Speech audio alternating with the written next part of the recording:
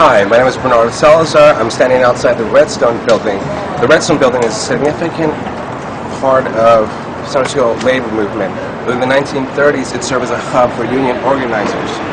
In addition, the building hosts unions and nonprofit organizations that strive for better living conditions for the residents of San Francisco. One of these organizations is the San Francisco Living Wage Coalition. Today we're going to talk to members of the San Francisco Living Wage Coalition and discuss their goals and tactics for improving the lives of poor people in San Francisco.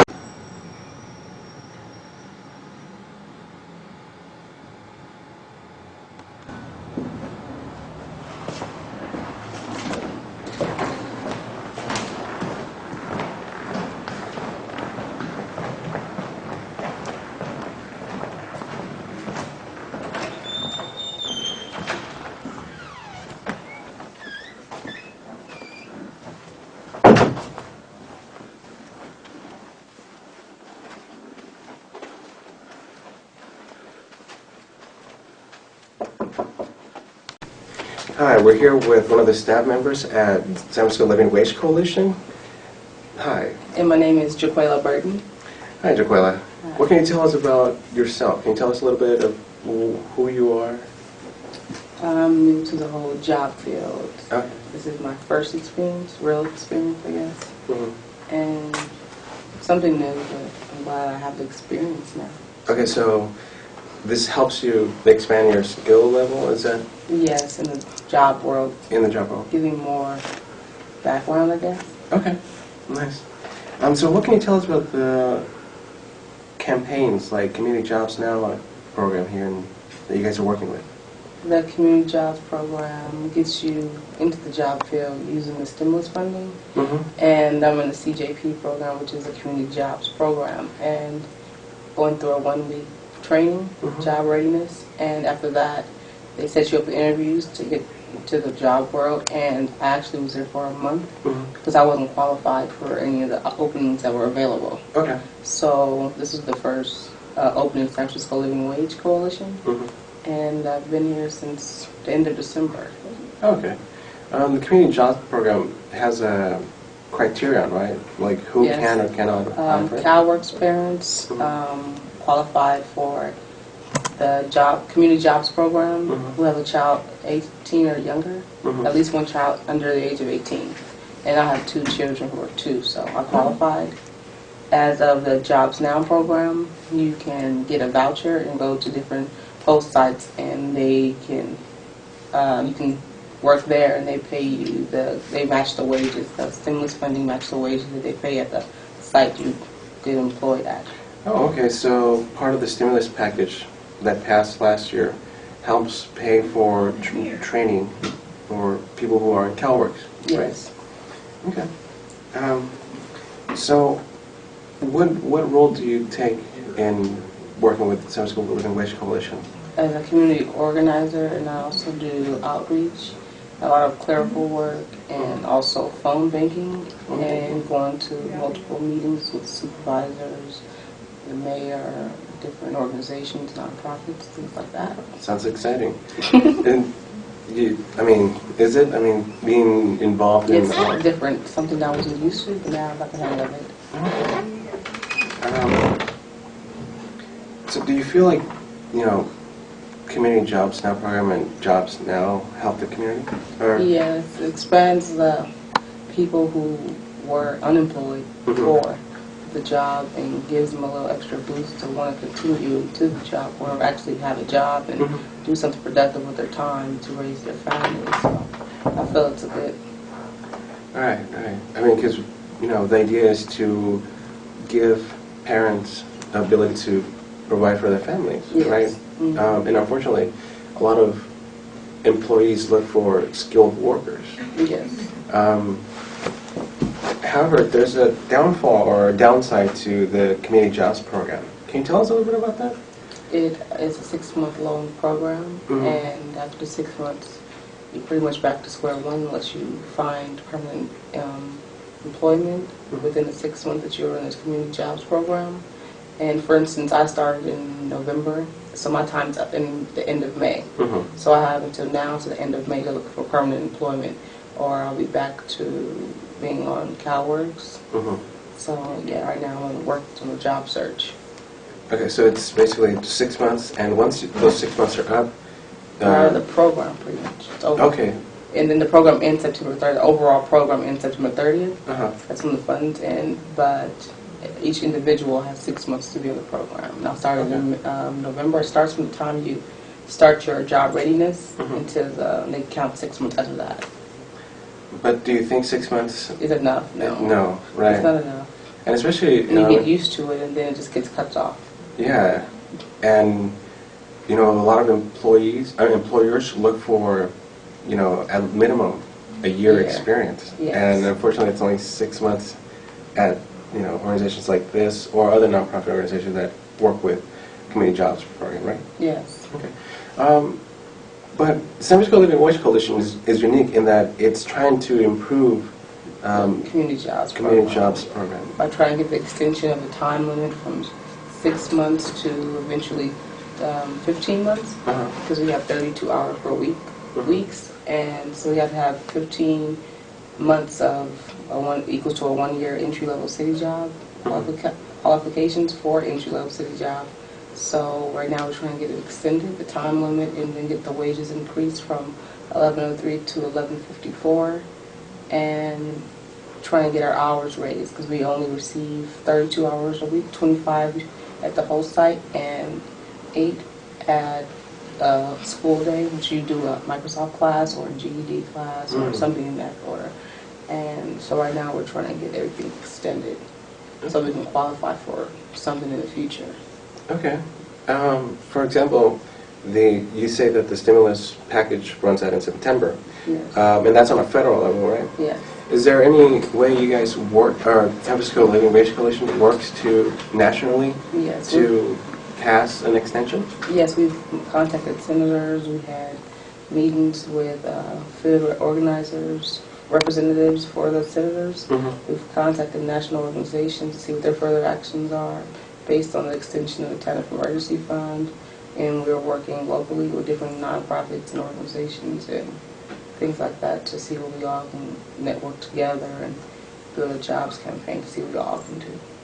Okay, so you're trying to coalesce a movement to put pressure on, you know, representative, for example, Diane Feinstein, Laura Boxer, and Nancy Pelosi. and Nancy Pelosi to pass an extension. Yes. Okay, as well as working together with, you know, meeting with board supervisors, as well as other local nonprofit organizations. Yes. Oh, that's very unique, very in that you're trying to work on multi-levels, Yes. on the national level, the local level, and the state level. Yes. Okay. Anything else you would like to talk about? Let's hope it continues, because I got a little stability now that I'm in the CJP, and when it get cut off, I have to start all over again. Okay, It'd so be a good thing if it was extended, or they just pretty much overall extend it, not up to a 6 month, just to be up to September 30th for everyone. So the Community Jobs Now program has enabled you to maintain, well, not necessarily maintain, but to be exposed to different kinds of work environments. For example, Yes. you have the office work, you have the clerical work, but you also have the outreach. You know, connecting with national organizations, meeting with board supervisors. Did you ever think that? No. No. No. And how do you feel about that? Like, It's really different, something I'm trying to get used to. does it change the way you Whole think? outlook on everything, Yeah, it does. 'Cause I never knew about any of these things before I worked here. Oh, okay. And before we leave, can you tell us a little bit about your experiences with other workers, or in outreaching you come across different types of different people with different world experience? Yeah, that too. Since I was doing the outreach, a lot of people didn't know what was going on, what is going on. Like, for instance, I outreached at a nonprofit about a week ago and interviewed or surveyed a person who been in the Jobs Now program for a year, and he's been only making $10 an hour as janitorial. He's working for 3 years. He hasn't had any raise. He doesn't get off, no paid off days or anything like that. Unless he make up a certain hours, he can get a certain off day. He didn't know nothing about none of these things. He's been working for 3 years. Oh, wow. So us surveying them, he's like, oh really? I didn't know this and I didn't know that. So he learned a lot by getting surveyed by us. Oh, that's So different experiences with every one person we survey.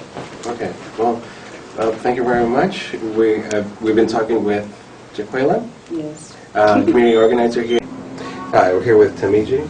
She is a community organizer at San Francisco Living Wage Coalition, working on the community jobs improvement campaign. So, tell us a little bit about yourself, Tamiji. Hi, my name is Tamiji Artis. I'm a resident of San Francisco. I'm also on the Community Jobs Program, working with the San Francisco Living Wage Coalition. Okay. So, what is that you do at San Francisco Living Wage Coalition? I'm a field organizer. I go out to different nonprofit organizations, doing surveys on the community jobs participants that's in the Community Jobs Program, seeing how we can try to improve the program. Okay. And any other questions, like feedbacks, like that you asked in the surveys? We let them know about upcoming planning meetings that we have, Okay. to get more information out regarding the Jobs Now program, the extension on the Jobs Now program,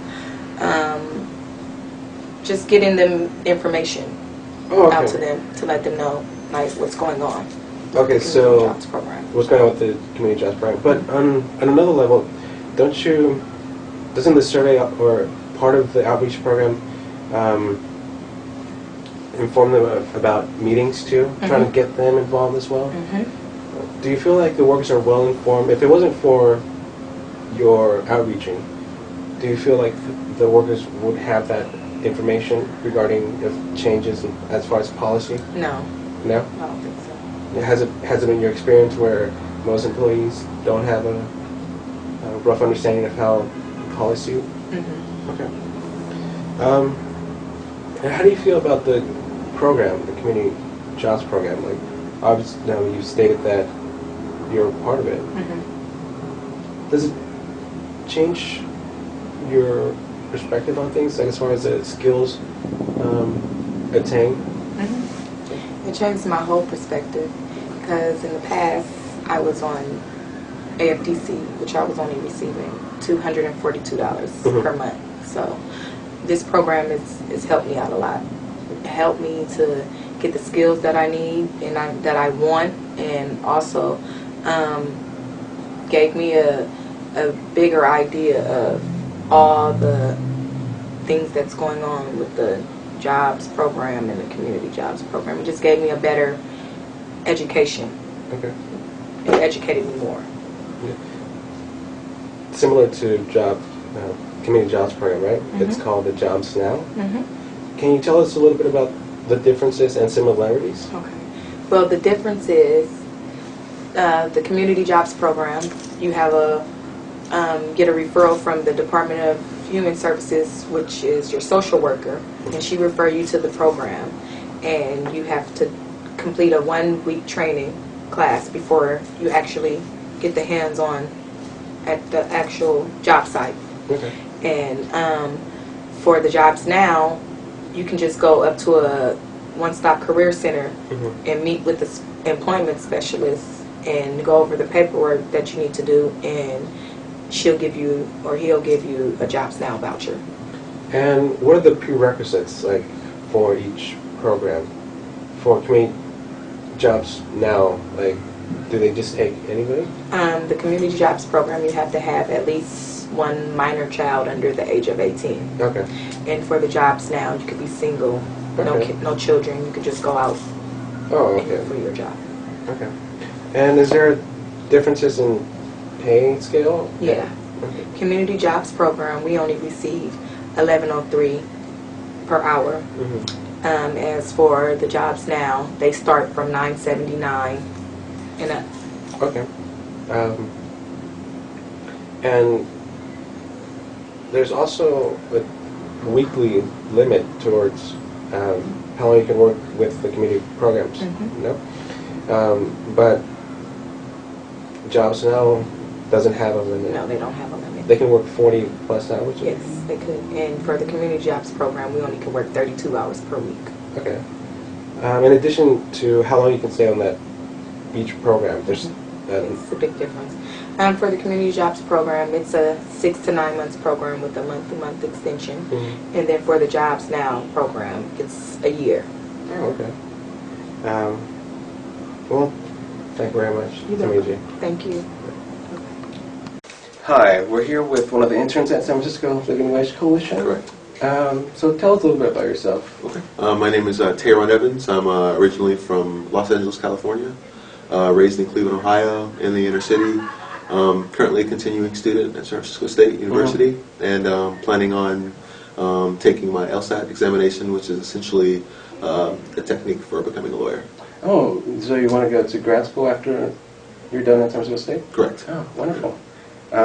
So what is your role here at the Living Wage Coalition?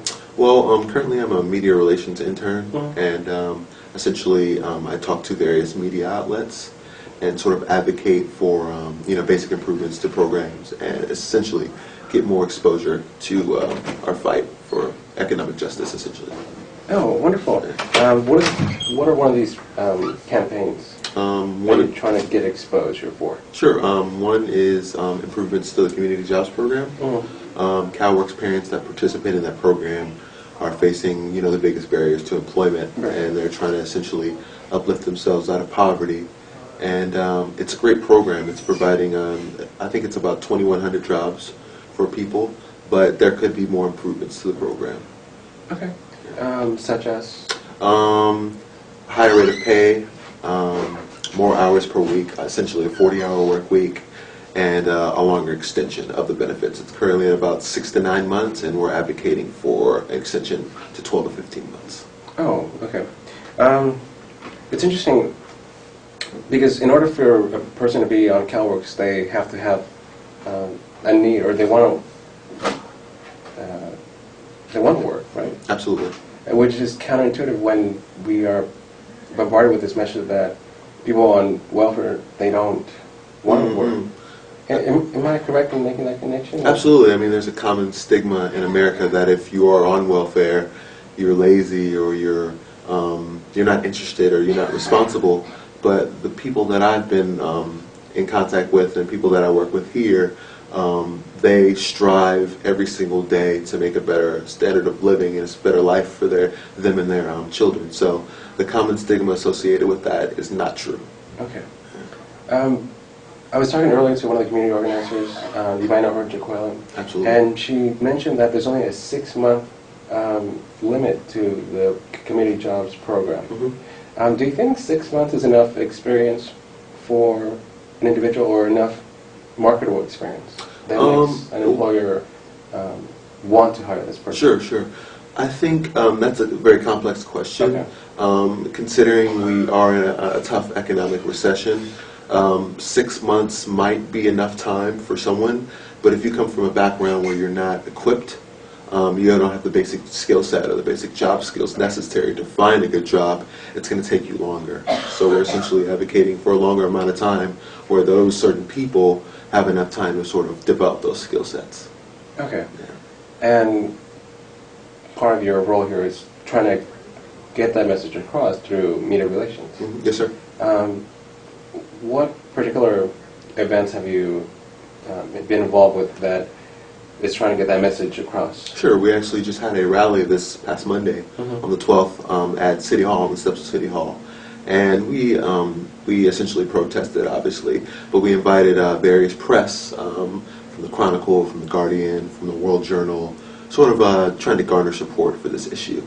And fortunately, we had Eric Marr and Ross McCarimi come and sort of advocate support on their behalf for our issue. So it was a really good event. And who are these individuals? They're affiliated with the Board of Supervisors. Oh, okay, so they're affiliated with the Board of Supervisors. Politicians. Okay. Yeah. Oh, wonderful. I mean, trying to have politicians accountable. Absolutely. Make them accountable for their districts. Absolutely. Right? And that is one of the approaches that that campaign uses, trying to get these individuals information about this campaign. Mhm. Oh. Yes. And how do you, what are your thoughts on the program itself? Like, do you think it's a wonderful idea, or? Successful in the city, but at the same time, it could be better. Okay. And I try not to take too much of a pessimistic view because they're still trying to serve the community, but they can always provide more. Okay. Yeah. Oh, well, thank you very much. Here today with Karl Kramer, campaign co-director at San Francisco Living Wage Coalition? That's correct. Okay. Tell us something about the campaigns at San Francisco Living Wage Coalition. Our main work is to assist low-wage workers in organizing for political action to bring up wages and improve working conditions for groups of low-wage workers. And our strategy is that by identifying and focusing on a particular group of low-wage workers, that strategically it raises the floor for all workers. So all workers benefit, and we see how it has an effect across the board in raising wages for other workers. Okay. There's a campaign the San Francisco Living Wage Coalition is working on right now. It's improving the community programs. Yeah, The community jobs program? Currently, we are focusing on CalWorks parents who are in the welfare to work transition in the community jobs program. This is a important social safety net, and we've seen in the past how it's been government policy to basically punish mothers who are on welfare. The purpose of that is making it something that is that keeps people in fear of falling through the cracks into what has been a very unresponsive social program. In San Francisco, through years of struggle, we've gotten the city now to improve conditions where that parents are placed in a on-the-job training in a non-public sector nonprofit organization, and that they are paid for their time working in providing valuable services to the community. And over the course of the last 10 years, we've brought the wage level up to $11.03 per hour. And we're currently fighting to expand the number of hours per week to that CalWorks parents would be offered the choice of working a 40-hour week rather than just being paid for the federal minimum hourly, federal minimum number of hours per week, which is 32 hours per week. We're also demanding that CalWorks parents be provided a cost of living adjustment to the current base wage, and that these jobs would be crafted in a way that they are a pipeline to family supporting jobs, and particularly opening up entry-level positions for the city.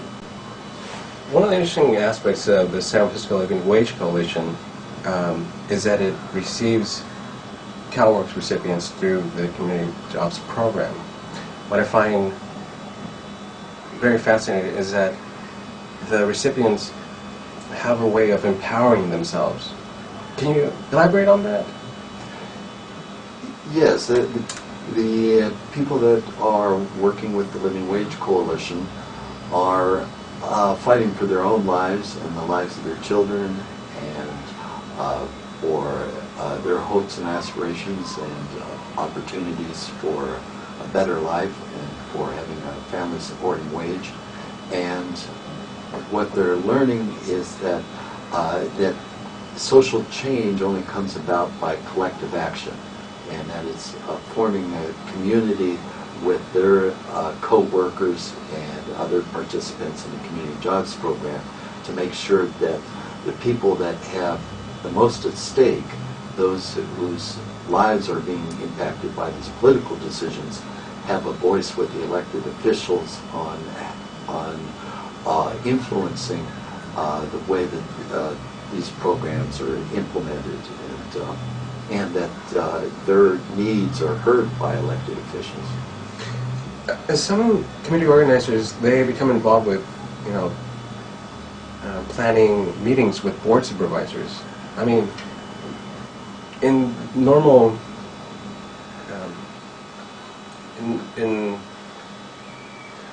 what I'm trying to say is, some of the recipients perhaps would have never met with a board supervisor in their lifetimes. Would you agree with that statement? Had they not been through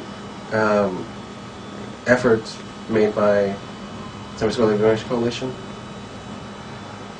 Well, what they're learning on the job is where are the levers of power, and that and how to exert pressure on those levers of power, and that it's by having numbers of people that are speaking out on an issue and speaking truth to power, that they can affect political change. And being involved in community organizing, they develop a political vision where, yes, it's them and their neighbors and their colleagues and their families that can that can influence change in political institutions. Wow, that's profound. I mean, I think it's important for people who have something to lose to make sure that their voices are heard, and that's what's needed more today now than ever.